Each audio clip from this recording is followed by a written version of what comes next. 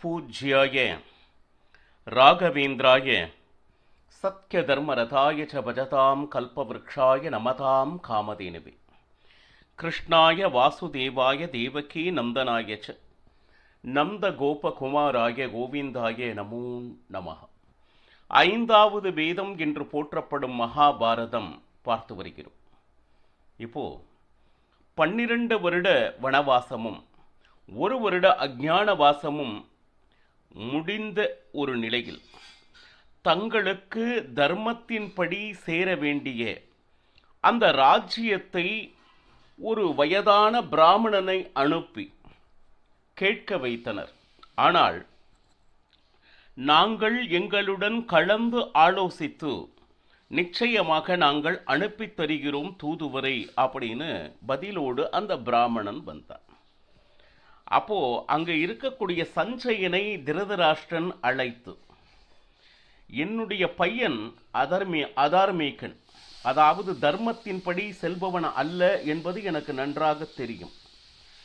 பாண்டவர்களுக்கு நிச்சயம் ஒரு சிறிய இடம் கூட கொடுக்க முடியாது. அதே போல யுத்தமும் நடக்கக்கூடாது. ஏன்னா யுத்தம் என்று ஒன்று நடந்தால் நிச்சயமாக என்னுடைய மகன்கள் அத்தனையும் நாசமாகிவிடும் என்பதை நன்கு அறிந்தவன் திருதராஷ்டிரன். அதாவது எதுவும் தரவும் கூடாது, யுத்தமும் நடக்கக்கூடாது.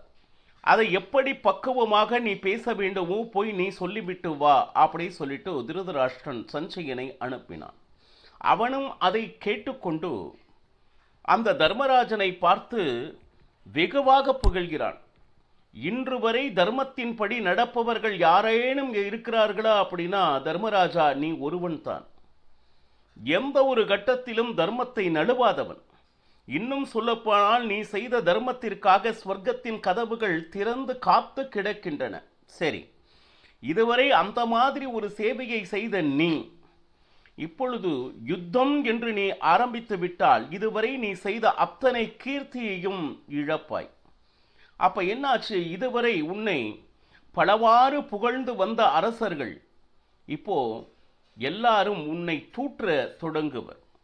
இப்ப இதனால இகலோகத்திலும் உனக்கு சுகம் இல்லை, மேலே இருக்கக்கூடிய லோகமும் நிச்சயமாக சார்த்திவிடும் அப்படின்னு சொல்லிட்டு, இதனால யுத்தத்தினால் விளைகின்ற என்ன விஷயம் நல்லது நடக்கப் போகிறது கொஞ்சம் நினைச்சு பாருங்க. இந்த பக்கமும் நிறைய பேர் சாவர், நம் பக்கமும் நிச்சயமாக உயிர் பலிதான் அதிகமாக ஏற்படுமே தவிர அந்த உயிரை எடுத்து அதற்கு மேல் ஒரு ராஜ்ய பரிபாலனம் உனக்கு தேவையா? அதற்கு நீ என்ன செய்யலன்னா காட்டில் போய் பிச்சை எடுக்கலாம் அப்படின்னு சொல்லிட்டு தர்மராஜனை பார்த்து சஞ்சயன் யுத்தத்தினால் விளைகின்ற அதர்மங்கள் என்ன என்ன என்று சொன்னானே தவிர தர்மராஜன் இதையெல்லாம் கேட்டுக்கொண்டு ஒரே ஒரு கேள்வி, யுத்தம் செய்ய போகிறேன் என்று உனக்கு யார் சொன்னார்? அதற்கு முன்னாடியே யுத்தம் என்பது அதர்மம், அதனால் விளைகின்ற விஷயத்தை பேசிக் கொண்டிருக்கிறாய். நியாயமாக தர்மத்தின்படி எங்களுக்கு சேர வேண்டிய அந்த பங்கினை அவன் கொடுத்து விட்டால் நிச்சயமாக யுத்தம் என்பது நடக்கப் போவதே இல்லை. அப்போ நியாயமாக கேட்ட அந்த ஒரு விஷயத்தை பற்றி நீ இதுவரை எதுவுமே கூறவில்லை. அப்போ இவங்க 2 பேருமே பேசிக்கொண்டிருந்த ஒரு நிலையில், சரி நாம் இருவர் பேசிக்கொண்டிருக்கிறோம், அருகிலேயே இதை அனைத்தையும் பகவான் ஸ்ரீ கிருஷ்ணன் கேட்டுக்கொண்டிருக்கிறார். அவன் தர்மிஷ்டன். ஏன்னா கௌரவர்களும் நன்றாக இருக்க வேண்டும், பாண்டவர்களும் நன்றாக இருக்க வேண்டும் என்று நினைப்பவன் பகவான் கிருஷ்ணன். அவன் சொல்லட்டும் எது சரி அப்படின்னு சொல்லிட்டு. இப்போ உதாரணத்திற்காக நீ ராஜ்யத்தை கேட்காதே, நீ மீண்டும் வனவாசத்திற்கே செல் என்று பகவான் கிருஷ்ணன் கூறிவிட்டால் அதற்கு மறு பேச்சு இல்லை.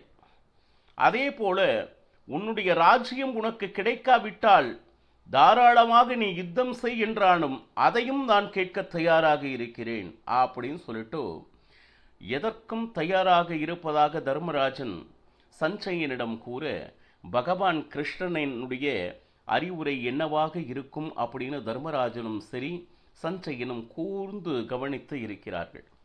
இப்போ பகவான் ஸ்ரீ கிருஷ்ணன் கூறுகிறார் பாருங்க, யுத்தம் செய்யாதே அப்படின்னு சொல்லிட்டு நீ தர்மராஜனுக்கு பல்வேறு உபதேசங்களை கூறிக்கொண்டு இருக்கிறாய்.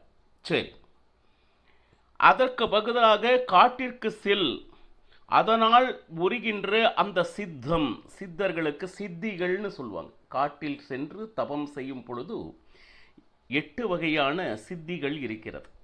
அந்த தபம் அவனை நோக்கி தபம் இருக்கும் பொழுது ஒவ்வொன்றாக வந்து சேரும். அந்த சித்தியை நீ கண்டிப்பாக நீ அடைவாயாக அப்படின்னு சொல்லிட்டு அறிவுரை சொல்லி கொண்டு இருக்கிறாய். இப்போ நிறைய சாப்பிடணும்னு நமக்கு ஆசை இருக்கு. ஆனா ஒரு தட்டு வச்சுட்டு அதை சாப்பிடாமலே அந்த திருப்தி ஏற்படுமா? ஞானம் வேறு, கர்மம் வேறு.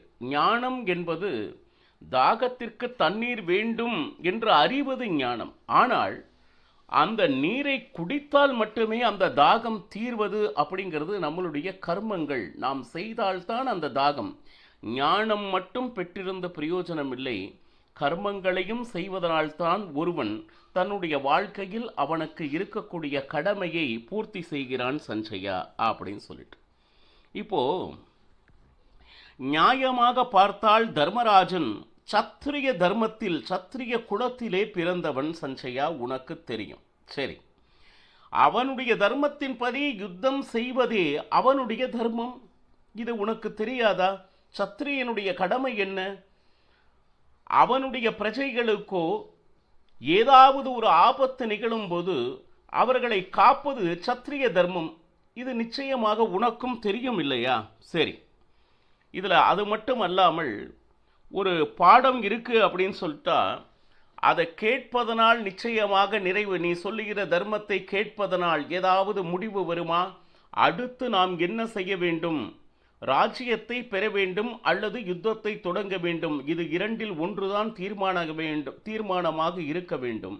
அதற்கு அவர்களுடைய பதில் எதுவாக இருக்கிறதோ அதன்படி நாம் நடப்பதுதான் சாலச் சிறந்தது. அது நீ சொல்கின்ற தர்மங்களை எல்லாம் சஞ்சயா பலம் இல்லாதவர்கள் வேணா கேட்கலாம். துர்பலர் அப்படின்னு சொல்லிட்டாங்க. அதாவது போரை கொண்டு பயப்படுபவர்கள் வேணா காட்டிற்கு சென்று அந்த பிச்சை எடுக்கிறது, தபம் செய்கிறது. ஏன்னா ஒரு சத்திரியனாக இருந்து இந்த வார்த்தையை கேட்டுக்கொள்வது அது சத்திரிய தர்மம் ஆகாது. சரி, அது போக இறைவனால் பல விஷயங்கள் இயற்கையாக ஏற்படுத்தப்பட்டிருக்கிறது. சரி, ஒரு சூரியன், ஒரு சந்திரன் அப்படின்னா அதனுடைய கர்மங்களை ஆனந்தமாக இடைவிடாது ஓய்வெடுக்காது செய்து கொண்டிருக்கிறது. இது இறைவனால் நியமிக்கப்பட்ட அந்த தேவதைகளுக்கே இவ்வளவு என்ன சொல்லுது, இந்த நாட்டில் வாழ்கின்ற அத்தனை பிராணிகளும் ஜடங்களும் வாழ்வதற்காக ஓயாது அதனுடைய கர்மங்களை செய்து கொண்டு இருக்கின்றன. அது போக தர்மத்தின் படி இதுவரை வாழ்ந்து வந்தவர்கள் அந்த தர்மத்தின் மீறி நடக்கிறார்கள் என்பது உன்னுடைய வாதம். யுத்தம் என்பது நிச்சயமாக தர்மத்தை மீறி நடப்பது அல்ல சஞ்சயா. யுத்தம் என்பதே தர்மம்தான் அப்படின்னு சொல்லிட்டு. ஏன்னா சத்திரியர்களுக்கு யுத்தம் செய்யவில்லை என்றால் அவர்கள் தர்மத்தை மீறி நடக்கிறார்கள். யுத்தத்தை யாரும் விரும்பவில்லை. ஆனால் யுத்தத்துக்கு உண்டான அவகாசத்தை துரியோதனாதிகள் திணித்து கொண்டு இருக்கிறார்கள் அப்படின்னு சொல்லிட்டு. இன்னும் சொல்ல போனா ஒரு யுத்தம் செய்ய வேண்டிய அந்த சத்திரியர்களை பார்த்து நீ அவர்களை திசை திருப்பி கொண்டு இருக்கிறாய். காட்டுக்கு செல், சித்தியை அடைந்து கொள் அப்படின்னு சொல்லிட்டு, யுத்தம் செய்யாதீங்கோ அப்படின்னு சொல்லிட்டு. உனக்கு தெரிந்து சஞ்சயா, நீ இப்படி பேசுவது சத்திரிய தர்மமா? ஏன்னா தர்மத்தை தெரியாதவர்கள் இதை செய்தால் பரவாயில்ல. ஆனால் தர்மம் அறிந்தவன் நீ. இன்னும் சொல்ல போனா இன்று வரையிலும் தர்ம அனுஷ்டானத்தில் தர்மராஜன் ஏதாவது ஒரு பிசகி இருக்கிறானா? இல்லை.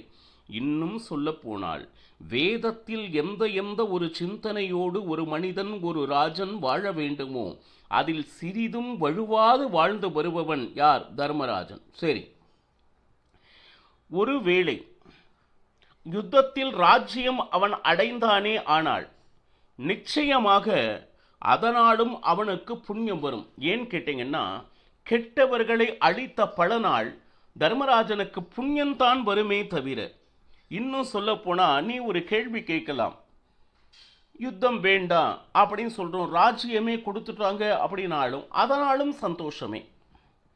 யுத்தம் நடந்தாலும் தர்மராஜனுக்கு சந்தோஷமே. யுத்தம் வேண்டாம், அந்த ராஜ்யத்தை நாங்கள் தருகிறோம் என்றாலும் சந்தோஷமே. நீ சொல்லலாம், அன்று சபையில் பலவிதமான பிரதிஜையை மேற்கொண்ட அந்த பீமசேனன் மற்றும் அர்ஜுனன் பல என்ன சொல்லுது சத்தியங்களை, இதை நான் செய்தே தீருவேன் அப்படின்லாம் பிரதிஜை பண்ணியிருக்காங்க.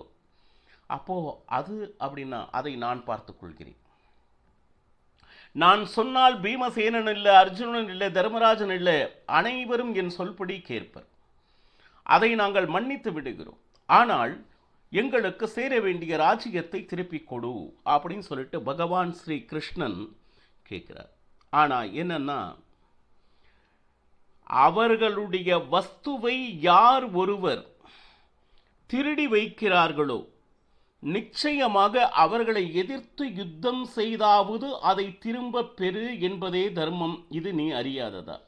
இன்னும் சொல்ல போனா, யுத்தத்திற்காக தேவைப்படுகின்ற வில், அம்பு, அந்த கத்தி, கேடயம் இவை அனைத்தும் இந்திரனால் உருவாக்கப்பட்டதே. இந்திரன் எதற்காக அதை உருவாக்கினான் என்றால், அசுரர்கள் தேவதைகளை தாக்க வரும் பொழுது நிச்சயமாக அந்த போர் புரிய வேண்டிய கட்டாயம் தேவதைகளுக்கு உண்டாகிறது. அப்போ நமக்கு ஒரு ஆபத்து என்று வரும் பொழுது அவர்கள் அடிக்க நாம் வேடிக்கை பார்ப்பது சத்திய தர்மம் ஆகுமா அப்படின்னா கண்டிப்பாக ஆகாது என்று கிருஷ்ணன் கொள்றான். இன்னும் சொல்ல போனா, திருட்டுத்தனத்தை செய்துவிட்டு கள்ளத்தனம் அப்படின்னு சொல்லுவாங்க, நயவஞ்சக முறையில் பாண்டவர்களை வரவழைத்து பகடை ஆட்டத்தில் அவர்களுடைய அந்த சொத்துக்களை அபகரித்த அதை நீ தர்மம் என்று கூறிக்கொண்டிருக்கிறாய். பாண்டவர்களுடைய ராஜ்யம் அவர்கள் அனுபவித்து வருவது, துரியோதனாதிகள் அதர்மம் செய்தால் அதை வேடிக்கை பார்த்து கொண்டிருப்பவர்களே அங்கு அதிகமாக இருக்கிறார்கள். இன்னும் சொல்ல போனா, பாண்டவர்களை அந்த சபையில் கட்டி போட்டு அடிக்கவில்லை, அவ்வளவுதான். ஆனா அவருடைய சாம்ராஜ்யம் மட்டும் முழுமையாக அனுபவித்துக் கொள்வது எந்த விதத்தில் நியாயம்? சரி, இன்னும் சொல்ல போனா, பிதராஜித சொத்து என்கின்ற முறையில் நியாயமாக அதில் பாதி பாண்டவர்களுக்கு சேர வேண்டியது மட்டுமின்றி, பாண்டவர்களே பல திக்குகளில் சென்று போராடி அனைத்து செல்வங்களையும் அஸ்தினாபுரத்திற்கு சேர்த்தவர்கள் யார் அப்படின்னு பார்த்தோம்னா நிச்சயமாக பாண்டவர்கள். பார்த்தால் 3/4 பங்கு சொத்து பாண்டவர்களுடையது. அதனை தனது என்று சொல்லிக் கொள்பவர்களை தர்மத்தின் வழி நடப்பவர்களாக சஞ்சயா நீ கூறிக்கொண்டிருக்கிறாய். நீ தெரிந்த தர்மம் இதுதானா? 3/4 பாகத்திற்கு உரிமை கொண்டாட வேண்டிய பாண்டவர்கள் எங்களுக்கு சேர வேண்டிய ஒரு பாதி பாகமாவது கொடு என்று சொன்னால் அதை செவிமடுக்காது இருக்கக்கூடிய அந்த துரியோதனாதிகள் தர்மத்தின்படி நடப்பவர்கள் அப்படின்னு சொல்லி எங்களை போருக்கு செல்லாதே, அது அதர்மம் என்று அறிவுரை வழங்கி கொண்டிருக்கிறாயே, இதுதான் நீ அறிந்த தர்மமா அப்படின்னு சொல்றார். பாருங்க, அற்புதமான கேள்வி. இன்னும் சொல்ல போனா, தனக்கு நியாயமாக தர்மத்தின்படி வரவேண்டிய அந்த சொத்திற்காக, அந்த ராஜ்யத்திற்காக யுத்தம் செய்தால் அது அவர்களுக்கு சிரேஷ்டமானதே. மற்றவர்களுடைய சொத்துக்களை அபகரிப்பதற்காக யுத்தம் அது அதர்மம் ஆகலாம். ஆனால் தனக்கு நியாயமாக வரவேண்டிய ஒரு விஷயத்திற்காக ஒருத்தன் போராடினால் அது தர்மம், அது சிரேஷ்டம் அப்படின்னு சொல்லிட்டு பகவான் கிருஷ்ணன் ஒப்புக்கொள்கிறார். அது மட்டுமல்லாமல் இவங்க பாண்டவர்களை துன்புறுத்துவதாக எண்ணிக்கொண்டு இருக்கிறார்கள். நான் பகடை ஆட்டத்தில் ஜெயித்து விட்டேன், அவர்களுடைய சொத்தினை நான் களவாடி விட்டேன், இது அனைத்தும் எனக்கே சொந்தமானது என்று இருமாப்பு கொண்டிருக்கிறார்கள் துரியோதனாதிகள். ஆனால் இந்த செயல் செய்ய செய்ய அவர்களுடைய மிருத்யு, அதாவது அவர்களுடைய சாவினை மிக வேகமாக நெருங்கி வந்து கொண்டிருக்கிறார்கள் என்பதை அவர்கள் அறியவில்லை சஞ்சயா.